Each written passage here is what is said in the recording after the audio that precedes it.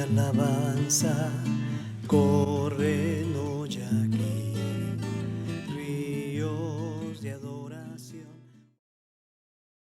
Nuevamente un saludo muy especial a todos nuestros fieles seguidores de Iglesia Bautista Shalom y de los otros seguidores que tenemos de diferentes lugares, tanto de Estados Unidos como de otras partes de Latinoamérica. Les bendecimos en el nombre de nuestro Señor Jesucristo y reciban un fraternal saludo de nuestro Señor y también de nuestra comunidad de fe. Les amamos en el amor del Señor y siempre les manifestamos que seguimos orando por ustedes, hermanos. Y también el día de hoy les tengo una fabulosa noticia para algunos que me han estado pidiendo que hagamos más estudios. Vamos a continuar siempre con Romanos, pero muy pronto vamos a tener semanalmente también el libro de Jonás. Vamos a comenzar el libro de Jonás.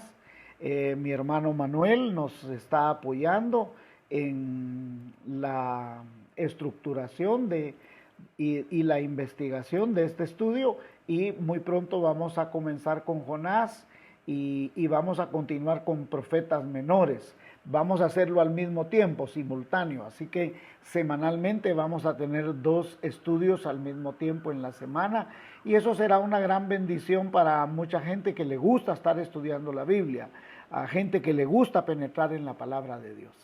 Así sin más, el día de hoy entramos a Romanos capítulo 4, y para los que se están conectando por primera vez usamos una herramienta que nosotros le hemos denominado época, que es un ejemplo a seguir, una promesa a reclamar, un mandamiento a obedecer. La C es un pecado a confesar y la A un cambio de actitud. Así sin más, hermanos, vamos a tratar de explicar el capítulo 4. Y haremos un resumen para poderlo comprender. Dicen algunos teólogos estudiosos de la Biblia que los primeros 4 capítulos de la Biblia es la introducción de toda la carta a los romanos. Y para poderlo comprender, en el capítulo 1 vimos cómo Pablo presenta al mundo gentil, a personas que están perdidas, que están en pecado, merecedoras del justo juicio de Dios.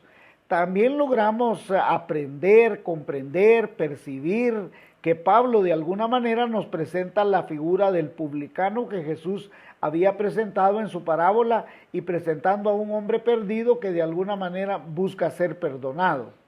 Y en el capítulo 2 nos encontramos con Pablo presentando al judío que trata de afirmar que los gentiles merecen el justo juicio de Dios, pero que ellos son justificados porque son descendientes de Abraham y que por lo tanto tienen el derecho de ir al cielo.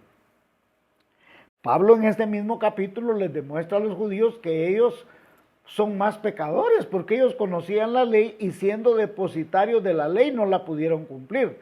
De hecho, Isaías les dice muy claramente que habían sido llamados para ser luz de las naciones y no habían podido cumplir con esto. De igual forma, Pablo presenta que el pueblo judío es como el fariseo que está señalando, justificando y señalando: yo no soy como ese, yo no soy como ellos, yo sí merezco porque yo hago esto, yo hago lo otro, yo sí doy mis diezmos, yo ayuno, yo hago esto y lo otro. Y Pablo dice: todo eso no vale nada, todo eso no me justifica ante Dios. Entonces en el capítulo 3 Pablo nos demostró que ni por cumplir la ley ni por hacer buenas obras el hombre es justificado, que el ser humano es justificado únicamente por la misma justicia de Dios. Y Pablo lo resalta que es por gracia, que Jesucristo es nuestro Redentor, que Él es nuestro propiciatorio, que nos compró con un precio y que ese precio no puede contaminarse o mancharse, y que es el pago perfecto, permanente y para siempre. Pablo también resalta que la misericordia de Dios sobre la ley y las obras, que el hombre no puede jactarse de nada. La gloria es absolutamente de Jesucristo, y que es Jesucristo quien pagó con su sacrificio santo y puro, que lo cumplió perfectamente en la cruz del Calvario. Y hoy trataremos de estudiar el capítulo 4, vamos a estudiar la primera parte y vamos a entrar en materia entonces sobre el capítulo 4, versículo 1. ¿Qué pues diremos que halló Abraham nuestro padre según la carne? Aquí nosotros encontramos una actitud a cambiar. Pablo trata de poner en perspectiva lo que ya nos viene diciendo en Romanos 3:31. Él dice, ¿qué pues diremos? Luego por la fe invalidamos la ley en ninguna manera, sino que confirmamos la ley. La ley no se invalidó, hay que aclarar, sino que la ley nos ayudó a entender que éramos pecadores y que necesitábamos por la fe poder encontrar la gracia y la misericordia de Dios. Abraham demostró tener fe al creerle a Dios antes de que se escribiera la ley, que se promulgara la ley, que Moisés le diera la ley al pueblo. Nuestra actitud a cambiar aquí es la de pensar que nosotros somos capaces que por nuestro medio, por nuestro comportamiento, por nuestros diezmos, por nuestro servicio, por nuestra evangelización, por lo que usted quiera, nosotros podemos encontrar la justificación de Dios. Pablo dice es por gracia y por fe únicamente. Versículo 2. Porque si Abraham fue justificado por las obras, tiene de qué gloriarse, pero no para con Dios, dice. Entonces aquí nuevamente hay una actitud a cambiar, porque Pablo continúa con el mismo discurso, con la misma tónica y dice que si Abraham fue justificado por las obras, tendría de qué gloriarse, pero no para con Dios. ¿Qué quiere decir esto? Que puede jactarse de sus obras, pero aún así estaría destituido de la gloria de Dios. Y hermano y hermana, perdone lo que le tenga que decir, pero usted puede jactarse de que usted es el mayor diezmador de su iglesia, o que yo soy el mayor diezmador de su iglesia, que yo soy el mayor ganador de almas, que yo soy el que mejor sirvo, que soy el que primero llego a la iglesia, que soy el último en irme, todo lo que usted quiera. Pero eso no me gana el favor de Dios en la gracia, en la justificación de Dios. Así que, por más que yo haga dentro o fuera de la iglesia, por más que usted sea una persona entregada, abnegada, comprometida, dadivosa, todo lo que usted quiera, usted puede jactarse ciertamente de eso, pero eso no lo justificará. De igual manera estará destituido de la gloria de Dios si no es por fe y si no es por gracia, porque la Biblia dice, mas el justo por la fe vivirá. Esa es toda la tesis que Pablo va a sostener en toda la carta a los romanos. Ahora, no digo que no está bien que usted haga todo eso, maravilloso. Eso es fruto del Espíritu que está en usted, pero a menos que no esté en usted, solo serán obras religiosas. Y esa era la tesis que Jesús tenía contra los fariseos, que los fariseos nada tenían de Dios. O sea, cumplían, diezmaban, ayunaban, ofrendaban, todo lo que usted quiera. Cumplían toda la ley al pie de la letra, hasta no usaban ropa pesada el día sábado para que no fuera a trabajo. Pero eso no te justifica. 3. Porque, ¿qué dice la Escritura? Creyó Abraham a Dios y le fue contada por justicia. Aquí hay una promesa a reclamar, que la justificación es por fe. Pablo está escribiendo en blanco y negro que la justicia de Abraham vino como consecuencia de que él le creyó a Dios. Fue una justificación obtenida por confiar en Dios, por creerle a Dios. Los rabinos, por supuesto, señalaban que Abraham había cumplido de manera perfecta la ley aún antes de que fuera promulgada, imagínense. Ellos decían que ya Abraham había cumplido la ley y la ley no había sido promulgada, exagerando que Abraham había sido un justo al cumplir toda la Torá. Es importante afirmar que justo es más que la ausencia de maldad o culpa. Es que Dios te declara totalmente inocente, justo delante de los ojos de Dios por medio del sacrificio de Cristo en la cruz del Calvario. 4. Pero al que obra no se le cuenta el salario como gracia, sino como deuda. Nuevamente hay una actitud a cambiar. En un sistema de obras, coloca al Señor como alguien que siempre está en deuda con nosotros, por lo que nosotros estamos haciendo. Entonces en el pensamiento de las obras quedaría que Dios nos debe la salvación y como hacemos actos de bondad todavía nos sigue debiendo. ¡Qué bonito! O sea que encima de que somos pecadores, como estamos haciendo buenas obras, quiere decir de que Dios está obligado a salvarnos y todavía está en deuda con nosotros si yo sigo haciendo buenas obras. Eso no puede ser cierto. 5. Mas el que no obra, sino cree en aquel que justifica al impío, su fe le es contada por justicia. Aquí hay una promesa a reclamar. Pablo coloca la prioridad de la fe, sin importar quién es usted, y lo afirma diciendo que el impío es justificado por la fe. Tampoco da a entender que Dios está contento con que usted sea impío. No, y lo que está diciendo es que si este tipo de persona le cree realmente a Dios, él lo tomará como un acto de justicia porque es un hombre que se quiere arrepentir de sus pecados y quiere caminar por fe en Jesucristo. Ahora, la justificación no es un acto utópico, fantástico, mitológico, de leyenda, sino que es legal. Escuche esto, escuche esto. La justificación es un acto legal mediante el milagro de la fe en Jesucristo. Ponga atención a esto. Esto no es una leyenda, no es un mito, no es una utopía, no es nada fantástico, mitológico, ni de leyenda, ni cuento, ni como usted le quiera llamar. Esto es un acto legal, es una escritura legal con Dios obtenida por la fe en el sacrificio de Cristo Jesús. Mire qué maravilloso. La justificación es un acto legal declarado por Dios. 6. Como también David habla de la bienaventuranza del hombre a quien Dios atribuye justicia sin obras. Es una promesa a reclamar. Bienaventurado quiere decir doble dichoso, doblemente dichoso. Entonces, la doble dicha de ser perdonados, eso quiere decir que usted es doblemente perdonado, doblemente dichoso. David había experimentado en carne propia el que él fuera doblemente bendecido al ser perdonado por sus maldades. David era un pecador culpable y sabía que Dios lo había perdonado porque él había experimentado por la fe el genuino perdón de Dios. ¿Qué le dijo el profeta?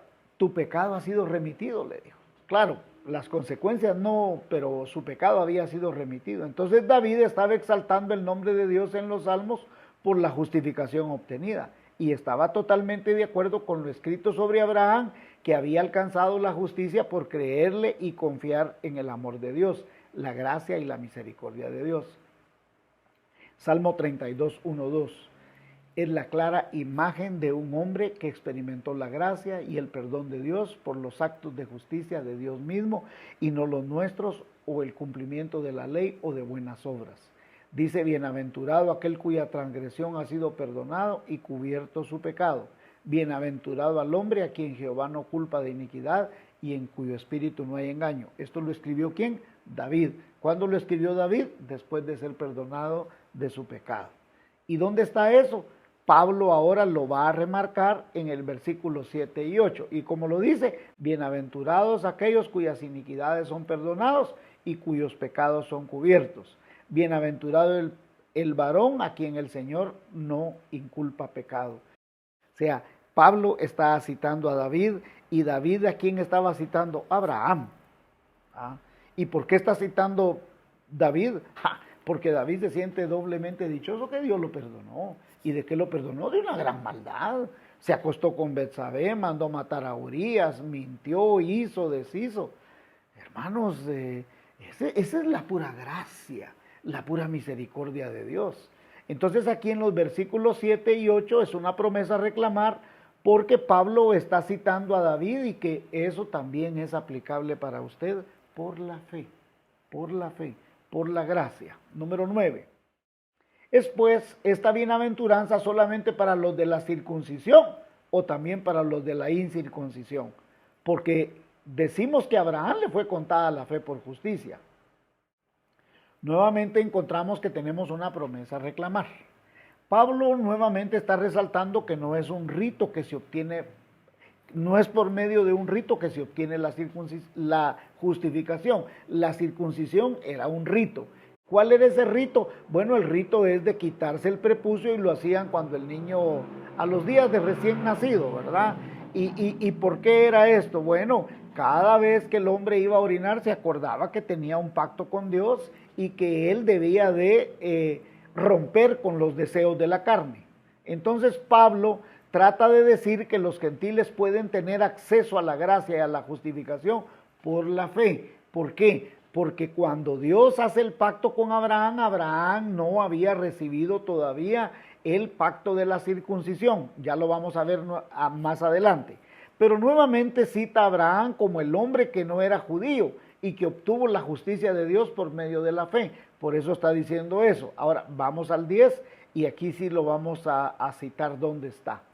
¿Cómo pues le fue contada? Aquí está hablando, bueno, si a Abraham le fue contada la justicia, ¿cómo es que le fue contada? ¿Estando en la circuncisión o en la incircuncisión? No en la circuncisión, sino en la incircuncisión, dice Pablo. A Abraham le fue contada la justicia, ¿en dónde? En Génesis capítulo 15, versículo 6.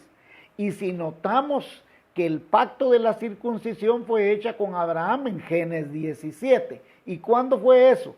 Bueno, dice solo 2 capítulos más adelante. No, fueron 14 años de diferencia. O sea, en Génesis 15, cuando Dios le es contada por justicia la fe, pasan 14 años y en el capítulo 17 hacen el pacto de la circuncisión. Entonces, Pablo está diciendo, no, a Abraham le fue contada por justicia su fe allá en Génesis 15.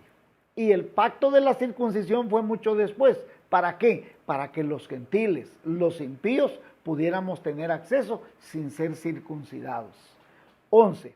Y recibió la circuncisión como señal. Fue una señal posterior, como sello de la justicia de la fe que tuvo estando aún incircunciso, para que fuese padre de todos los creyentes no circuncidados, a fin de que también a ellos la fe les sea contada por justicia. Lo que Pablo desea que comprendamos es que Abraham recibió la justificación siendo incircunciso. Entonces, ¿por qué los gentiles deberían de circuncidarse si Dios ya los había declarado justos? Recuerde que había un grupo de judaizantes en cada pueblo donde Pablo estaba predicando el evangelio y había una iglesia nueva. Salían judaizantes que decían deben cumplir con toda la ley y deben circuncidarse. Pero si ya habían sido justificados no necesitaban circuncidarse. Entonces Pablo les afirma que Abraham recibió la justificación por la fe antes de ser circuncidado. Pablo también les está tratando de decir que la persona que se circuncida creyendo que eso lo justifica, estaría obligado a cumplir toda la ley. ¿Y dónde está eso? Pablo nos lo va a remarcar en Gálatas 5:3. Y otra vez testifico a todo hombre que se circuncida, que está obligado a guardar toda la ley. Versículo 12. Y padre de la circuncisión para los que no solamente son de la circuncisión, sino también siguen las pisadas de la fe que tuvo nuestro padre Abraham antes de ser circuncidado. Aquí hay una promesa a reclamar. Pablo nos coloca en la perspectiva que también ser hijos de Abraham, los que no somos descendientes de ninguna tribu de Israel, sino que por la fe en Abraham antes de la circuncisión alcanzó la promesa. Recuerde que Dios le dijo a Abraham, serás padre de todas las naciones. Ahí entramos nosotros. Entonces también Abraham alcanza la promesa sin que existiera el pueblo de Israel. Así que toda persona que sigue los mismos pasos de Abraham sigue siendo un hijo de Abraham. Ahora, esto tuvo que haber sido un tremendo golpe emocional y doctrinal para los judíos, porque los judíos toda la vida decían que ellos estaban justificados porque eran hijos de Abraham, porque cumplían la ley, porque eran circuncidados, y que Abraham estaba en las puertas mismas del infierno solo permitiendo que entraran los gentiles, no los judíos. Y ahora resulta que los que no son judíos, resulta que son hijos de Abraham también. Pero en ti serán llamadas todas las familias, serán benditas todas las familias de la tierra. Esa promesa que Dios le dio a Abraham es para nosotros. Y es una promesa realizada mediante la fe.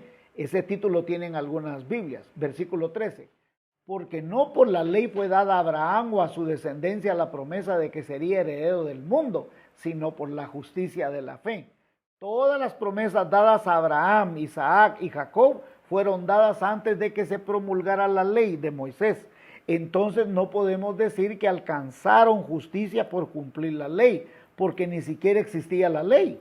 Por el contrario, le fue contada la justicia a Abraham por creerle a Dios, por confiar en Dios. entonces afirmamos que el justo por la fe vivirá. Porque si los que son de la ley son herederos, vana resulta la fe y anulada la promesa. Versículo 14. Aquí tenemos una actitud a cambiar. Creer que tenemos algún mérito por cumplir la ley y portarnos bien es un error. La promesa de Dios es firme porque está basada en los hechos de justicia de Dios mismo, y Abraham creyó que las promesas de Dios eran fieles y verdaderas.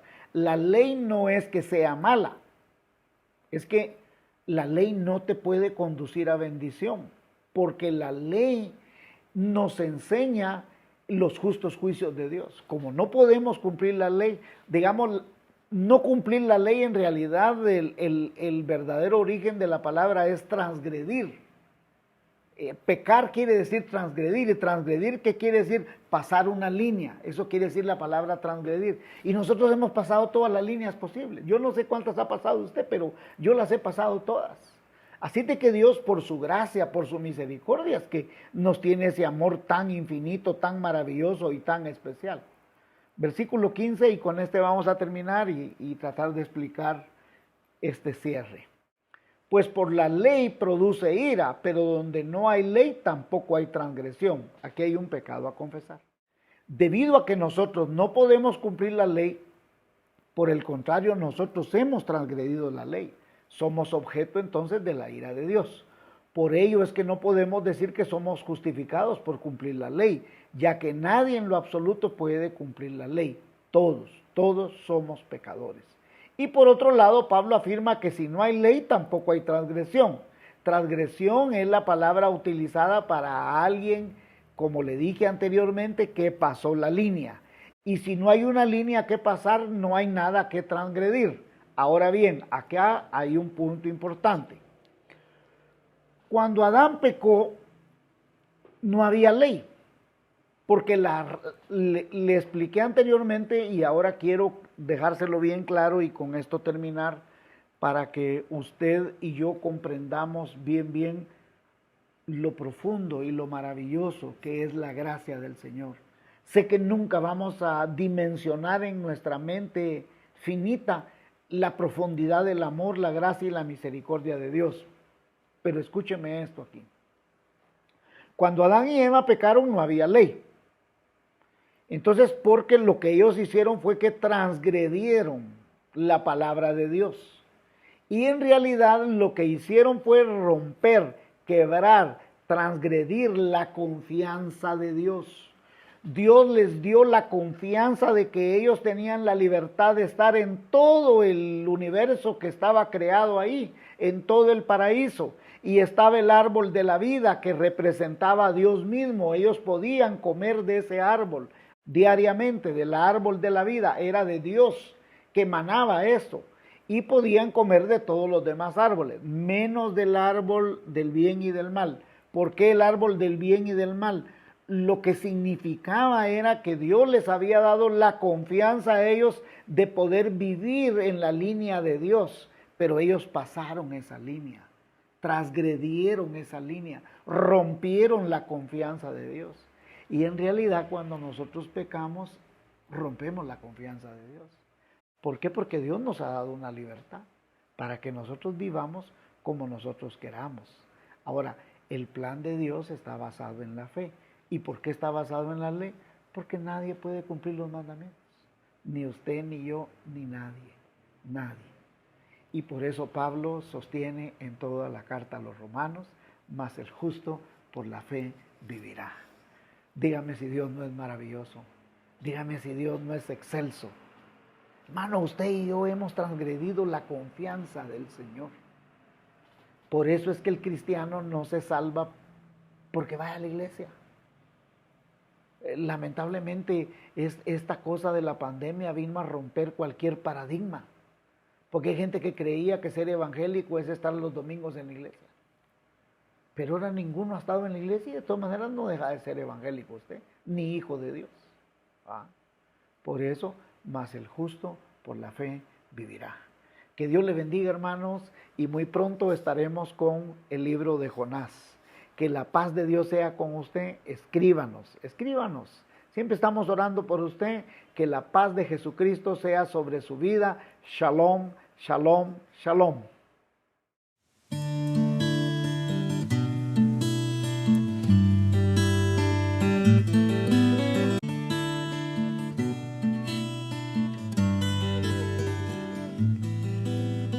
Ríos de alabanza